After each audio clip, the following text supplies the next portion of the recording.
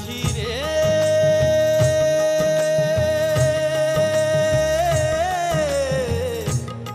माझी रे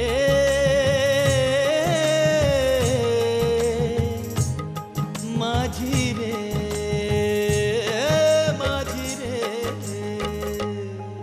हर मौज है गंगा का दर्पण, ये सुबह है बनारस का मंजर, ये कश्ती माझी पंछी, ये दिलकश धरती अंबर, माहौल ये हर दिल वाले को दिखलाता है एक सपना, माहौल ये हर दिल वाले को दिखलाता है एक सपना, कोई तो होगा अपना रामा हो रामा, कोई तो होगा अपना, कोई तो होगा अपना, कोई तो होगा अपना रामा हो रामा, कोई तो होगा अपना। आज हम पर कोई छत नहीं, अपने ही घर से रुखसत कर दिए गए। लेकिन जिस वक्त से मुझे पता चला है कि सरकार ने आपको अपनी कोठी से बेदखल कर दिया है, उसी वक्त से मैंने अपने आदमियों को आपको ढूंढने के लिए भेजा था। ईश्वर से प्रार्थना कीजिए कि मेरे बच्चे जल्दी घर लौटकर चले आए। ईश्वर तुम्हारी सारी मनोकामना पूर्ण करेगा। मैंने इन्हें कहीं देखा है, याद आ गया मुझे। क्या याद आ गया पंडित जी? अरे तुम कह रहे थे कि ये एक अमीर ठकुराइन है, बहुत अमीर है। लेकिन आज से तकरीबन 20 साल पहले पति पत्नी बीमार बच्चे को गोद में लेकर रामेश्वर मंदिर में आए थे। दीवान जी को बोलना इन्हें फाइल करें। आहा, आइए आइए भाई, ये सूरज पश्चिम से किधर से निकल आया? अंजनी और शिवराज दोनों एक साथ थाने में। यार आज सचमुच अनहोनी हो गई है, बस यही होना बाकी था। आज बेघर हो गए हम। क्या बेघर हो गए? अंजनी ये क्या बोल रहा है? ये बेचारी क्या बोलेगी? इसे भी मैंने अपने साथ साथ जिंदगी के इम्तिहान में डाल दिया है। शादी के बाद से आज तक इसे कभी सुख नहीं दे पाया। ऐसा क्यों कह रहे हैं आप? आपके साथ से बढ़कर मेरे लिए दूसरी कोई खुशी नहीं। शिवराज, ये बात मेरी कुछ समझ में आई नहीं। ऐसा क्या हो गया जो तुम दोनों घर छोड़कर चल दिए? यार शिरावत, बाप और बेटे के सिद्धांत की लड़ाई हमारे बीच एक बहुत बड़ी दीवार बन गई है। शहर में रिश्ते के नाम पर तुम ही एक बचे थे, सोचा तुम ही से मदद मांग लूं। भाई शिवराज, मैं क्या मदद करूंगा तुम्हारी? हाँ? अरे बेवकूफ, अंजनी मेरी बहन है, और बहन जब भाई के घर आती है तो उसे मदद मांगना नहीं कहते, समझे? जिंदगी की नई शुरुआत करनी है, अपने पैरों पर खड़ा होना है। बस कुछ दिनों के लिए तुम्हें हमारी मदद करनी होगी। फिर वही बात, भाई मैं कौन हूं मदद करने वाला? मदद करने वाला वो ऊपर बैठा है, भगवान खुदा। देखो तुम्हारा हक है मुझ पर, समझे? और रही बात तुम्हारे बाबूजी की, तो उनसे मैं बात करूं क्या? तुम क्यों नहीं फोन करोगे? क्या तुम्हें भी उनका डर है? क्या वो अपनी दौलत का दबाव तुम पर भी डालेंगे? हाँ शिवराज, दौलत पर अपना ईमान बेचने वाले कोई और होंगे, हम नहीं। ये बात तुम भी अच्छी तरह से जानते हो। चलो घर चलते हैं, जब तक चाहे मेरे साथ रहना। दुबे जरा थाना संभालना। चलो अंजनी, चुप। कोई तो होगा अपना।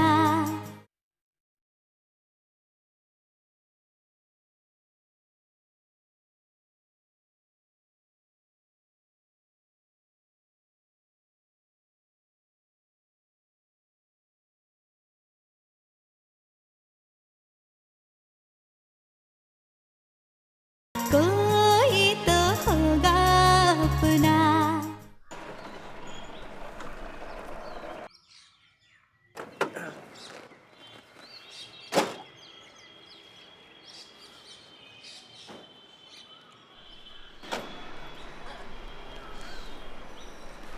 ये है मेरा गरीब खाना, आओ आओ बेटा।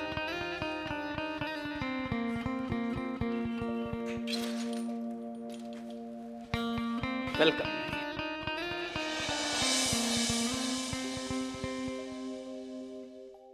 आओ।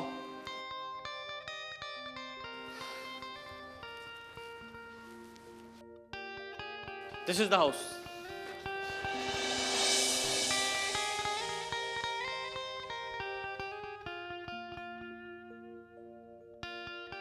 ये मेरे माँ बाप बचपन में गुजर गए। इसके बाद से मुझ पर किसी अपने का साया नहीं रहा। मैंने तो अपने माँ बाप को देखा तक नहीं, जो भी हूँ दादी की वजह से हूँ। उन्होंने ही पाल पोस कर बड़ा किया। और तुम्हारा बचपन? अनाथाश्रम में। रिश्तों से इस भरी दुनिया में हमेशा अकेला ही रहा हूं मैं। शायद इसलिए तुम्हें रिश्तों की कद्र ज्यादा है। शिवराज, ये तो मैं नहीं कह सकता कि मुझे रिश्तों की कद्र कितनी है, पर इतना जरूर कह सकता हूं कि जिनको एक बार अपना मान लेता हूं उनके लिए कुछ भी कर सकता हूं। देखो, ये घर अब तुम लोगों का है, ठीक है? जब तक चाहो यहां रहो। अंजनी, तुम्हें यहां रहने में कोई दिक्कत नहीं है ना?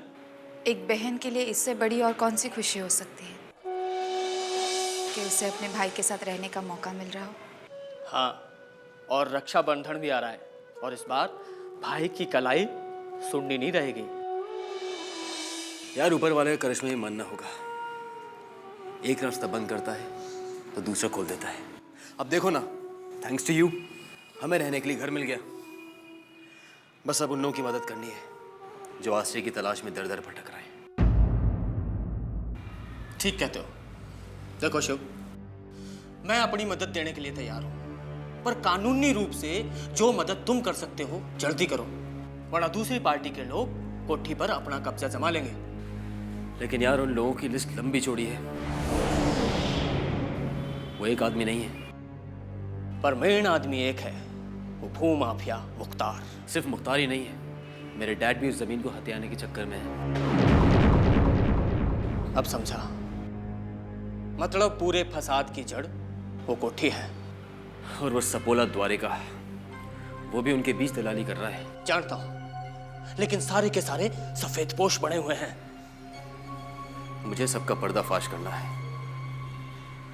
सबसे पहले मुझे ये मालूम करना होगा इस कोठी का असली मालिक कौन है, और इसके लिए मुझे रजिस्टर ऑफिस जाना होगा। ठीक है, देखो तुम लोग यहाँ आराम से रहो, मुझे ड्यूटी पर जाना है, मैं चलता हूँ। ठीक है? मैं भी चलता हूँ। हाँ चलो। अंजनी, तुम आराम करो, मैं भी आता हूँ।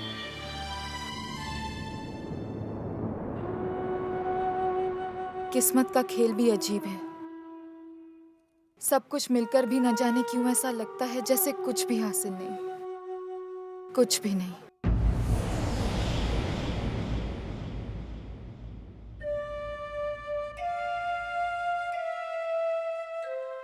कुछ अच्छा नहीं लग रहा है।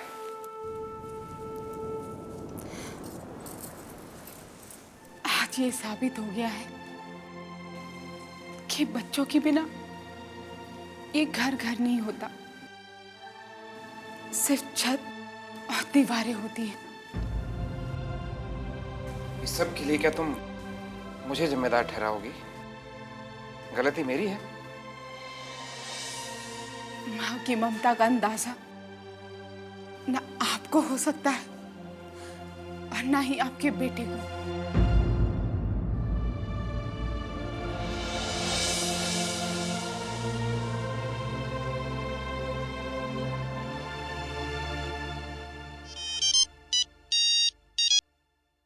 हेलो। हाँ धनराज बेटा, हाँ माँ, कैसे हो? हम कुशल से हैं माँ। आप कैसी हैं? अपना क्या सुनाना है बेटा, बस आप लोगों को याद करके जिए जाती हूँ। तुम लोगों की बहुत याद आ रही थी, अंजनी की भी बहुत याद आ रही थी, इसलिए मैंने सोचा फोन कर लूँ। कहाँ है अंजनी? माँ वो अंजनी। क्या हुआ अंजनी को? कुछ नहीं माँ, होना क्या है, अंजनी तो बेचारी इतनी अच्छी है कि उसकी जितनी तारीफ की जाए उतनी कम है। हाँ, मैंने तुझे कहा था ना कि अंजनी के रूप में नगीना दे रही हूँ तुझे। अब आया तेरी समझ में? बात करा मेरी बेटी से। माँ अंजनी और शिव दोनों बाहर घूमने गए हैं, वो जैसे ही आएंगे मैं उनसे आपकी बात करा दूंगा माँ। चलो अच्छी बात है, उन दोनों का आपस में प्रेम बना रहे, और क्या चाहिए हम लोगों को। तुम लोगों की इतनी याद आती है कि अब मैं सोचती हूँ कि तुम लोगों के पास वहीं बनारस आ जाऊं। जी? कोई तो होगा अपना।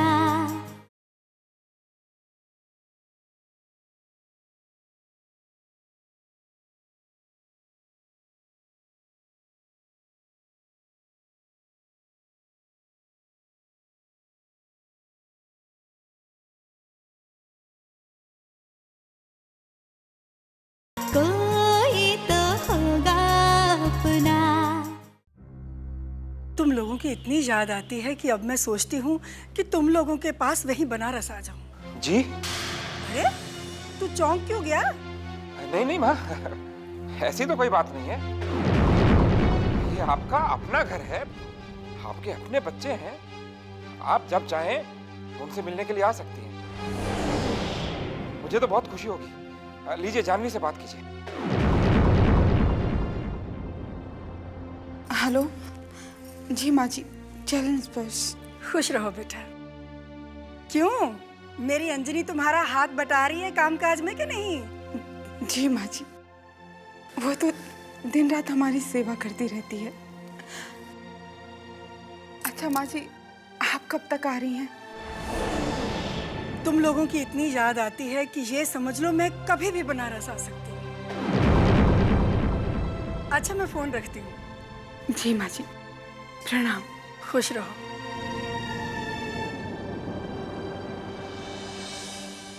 अब क्या होगा? माँ जी तो कभी भी आ सकती हैं, और वो यहाँ अंजनी और शिव को ना पाकर क्या सोचेंगी, और हम उन्हें क्या झूठी तसल्ली देंगे? मुझे तो कुछ भी समझ में नहीं आ रहा है जानवी।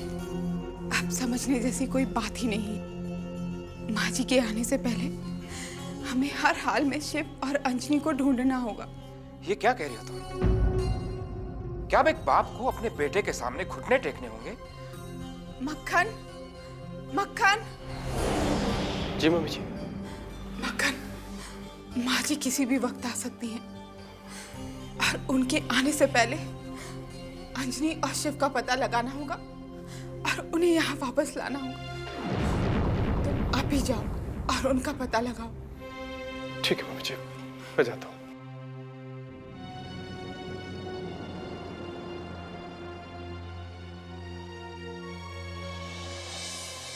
पर अपने बेटे की खातिर एक माँ की ममता तो झुक सकती है ना।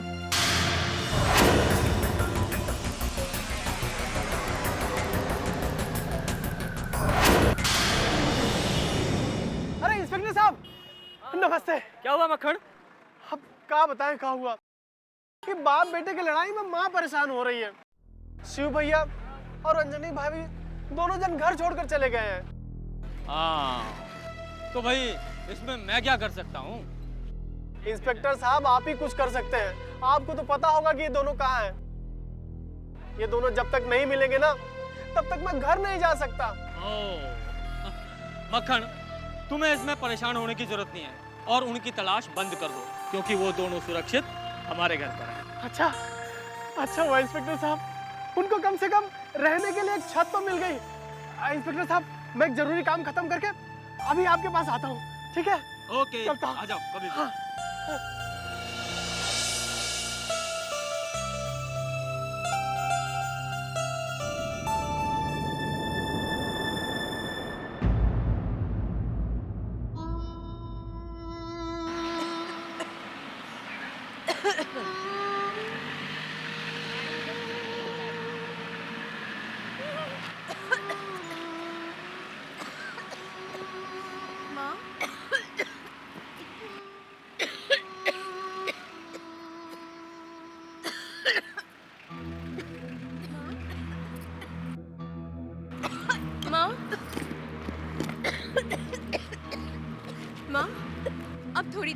बैठ जाइए।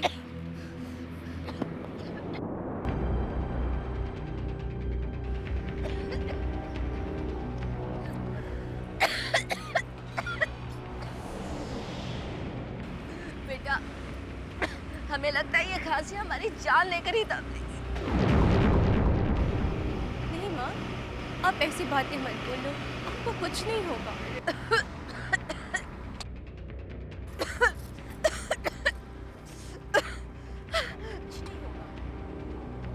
बेटा, हम जैसे हालत के मारे वालों को दवा की नहीं बल्कि दुआ की जरूरत।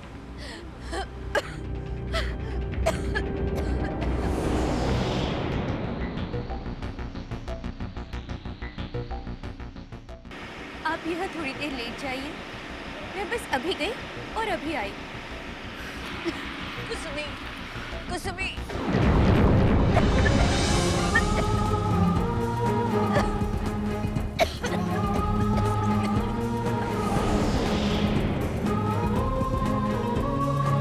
कोई तो होगा अपना।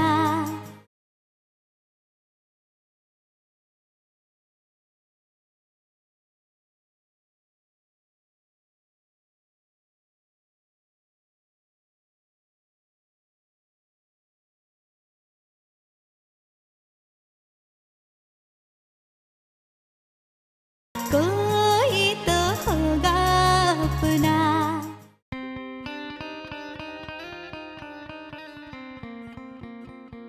आज बरसों बाद घर का खाना नसीब हो रहा है, वरना होटल का खा खा कर मैं परेशान हो गया था। जब तक आपकी ये बहन इस घर में है, आप बिल्कुल बाहर का खाना नहीं खाएंगे। मैं रोज खुद खाना बनाया करूंगी। बिल्कुल। शिवराज, शिवराज, शिवराज, क्या बात है? तुम कुछ परेशान नजर आ रहे हो? खाना क्यों नहीं खा रहे हो? क्या हुआ? नहीं, कुछ नहीं। मुझे भूख नहीं है। आपने सुबह से कुछ खाया भी नहीं। माँ की याद आ रही है। उन लोगों की जो बेघर हो गए। पता नहीं कहाँ होंगे, किस हालत में होंगे। देखो शिवराज, तुम्हारे खाना ना खाने से उन लोगों का कोई भला नहीं होने वाला है। यार मैं अपने आप में अजीब सा फील कर रहा हूँ, गिल्टी महसूस कर रहा हूँ। देखो, जो कुछ भी हुआ उसमें तुम्हारा कोई कसूर नहीं था, समझे? लेकिन मैं उनको बेघर होने से भी तो नहीं रोक पाया, उनकी कोई मदद नहीं कर पाया। अब जब तक कि मैं उनका घर वापस ना दिला दूं, मैं चैन से नहीं रहने वाला।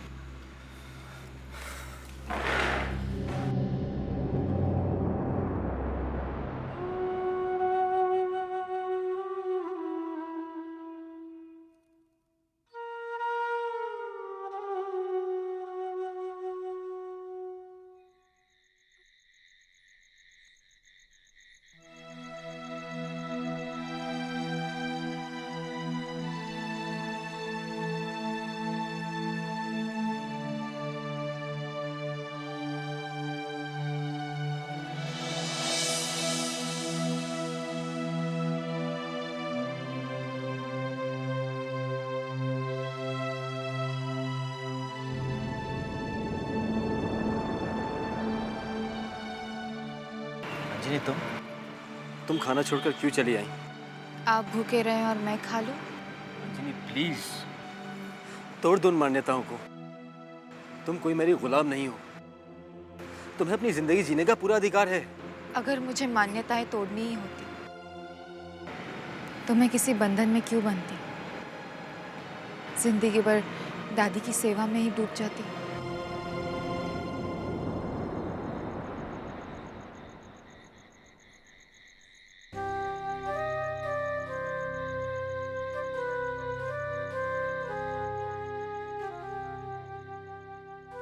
अरे माखन, तुम सब ठीक तो है? नहीं भैया, कुछ भी ठीक नहीं है।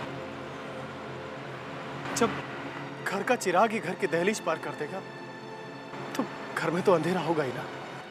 माँ और बापूजी सब ठीक है और आप लोगों को याद भी बहुत करते हैं। हम तो सिर्फ ये बताने आए हैं कि गांव से दादी आ रही है। क्या? हाँ, फोन आया था।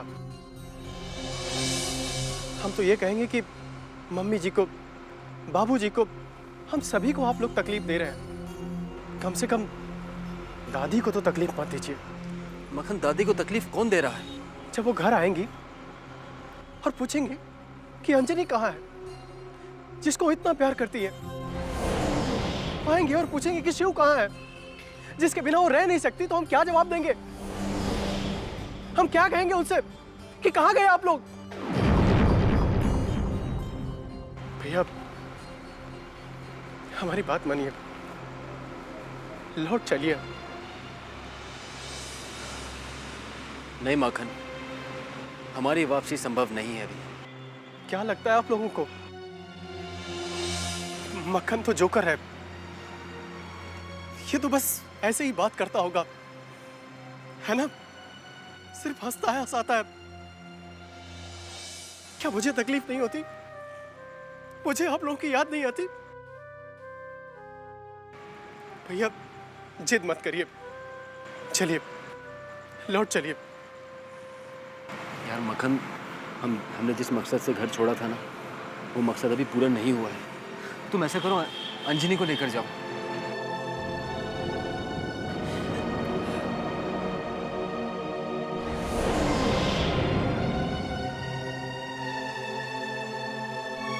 लगता है बुरे वक्त की हवा बह रही है भैया। मैं आ रहा था तो मैंने देखा कुसमी और कुसमी की माँ। कुसुमी? माखन, तुम्हें कुसुमी कहाँ दिखी? गाजीपुर वाले रास्ते पर। मुझे तो लगता है कि कुसमी की माँ की बहुत तबीयत खराब थी। कुसमी अपनी माँ को बहुत संभाल के चल रही थी।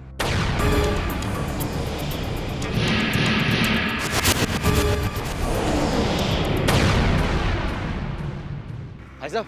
हाँ जी, कहिए। यहाँ आपने कुछ औरतों को देखा है?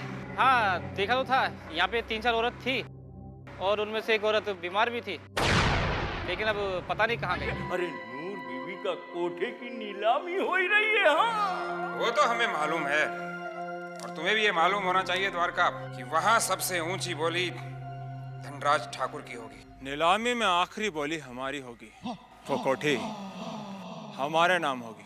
लगता है ठाकुर की आंख और अकल दोनों पे पर्दे पड़ गए हैं, लेकिन मुख्तार को चैलेंज करने वाला आज तक कोई भी सलामत नहीं रहा।